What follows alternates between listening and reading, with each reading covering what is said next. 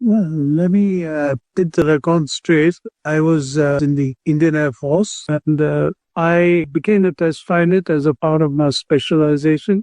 Because I was a test pilot when the selections happened, then they chose from amongst test pilots, and at that time I was young and I was fit and I had the qualification, so I was lucky enough to have been chosen. And then we were after selection we moved to Star City in Moscow, just outside Moscow for our training. The training went on for 18 months, which culminated into the Indo-Soviet space flight of 1984. It was an 8-day mission, and during those 8 days, we carried out experiments which were designed by Indian scientists. We used recording equipment and recorded the results on apparatus which was made by Indians. Yeah, well, 40 years had passed, as you know. When I returned, I went back to the Air Force and I went back to my test flying career. And after a few years, I moved over to the Hindustan Aeronautics Limited as their chief test pilot, because by then the Tejas, the LCA, was the destiny to fly, and I was the chief project pilot for the light combat aircraft, which is a Tejas. And then when I left the cockpit, I joined the IT industry, carried on till I was 70. And that's when I retired as the chairman of the board. And so that really has been my journey, and it has been very rewarding and very fulfilling. Starting from the Air Force, I'm going up into space, returning back, carrying on with my test flying career. And here I am now, speaking with you, waiting for the second Indian astronaut to go.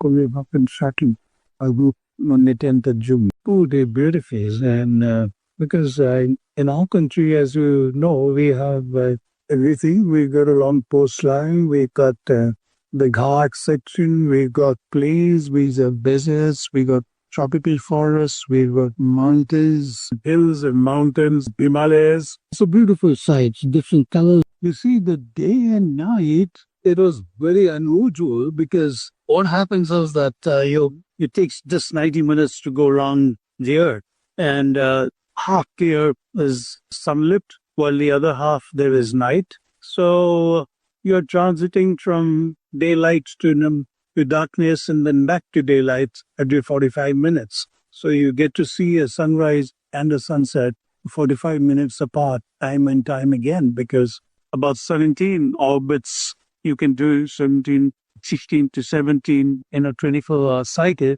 And that's why you get to see those many sunrises and sunsets. You see, the human is always thirsty for knowledge, is adventurous, whether male or female. So therefore, whatever will happen, yes, initially I suppose tourism will happen, but exploration will also keep going on side by side. We will be going out farther and farther from planet Earth. We will initially try to get resources from space, and the fact that we are here not realizing that we are so safe in this environment. Anywhere outside is a very hostile environment. So therefore, we really need to preserve what we had, which means we need to end conflict.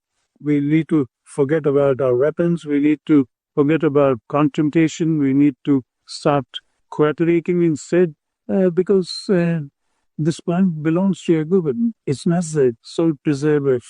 Well, I would tell them keep the whether we like it or not. Space exploration will keep marching ahead.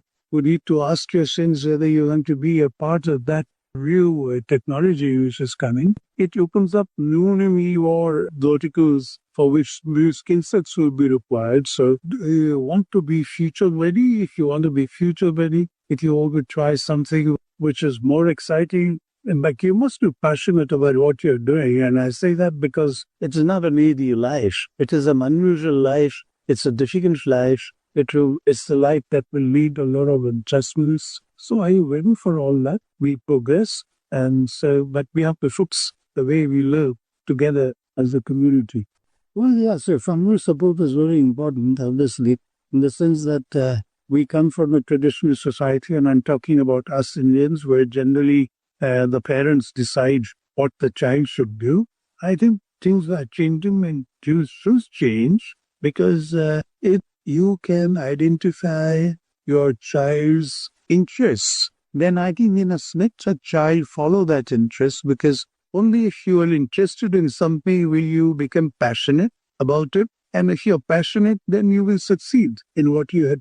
Yeah, I think India is very fortunate because of our rich culture, heritage, and our earlier years ago, we've shown the world what soft power can do without wanting to dispossess people of their wealth. We have added to other people's culture. We have absorbed other people's culture without forgetting who we are. So, in that sense, we are timeless. And I do believe, and that is my dream, that today's world is full of chaos and is very fragmented, it is very confrontationalist.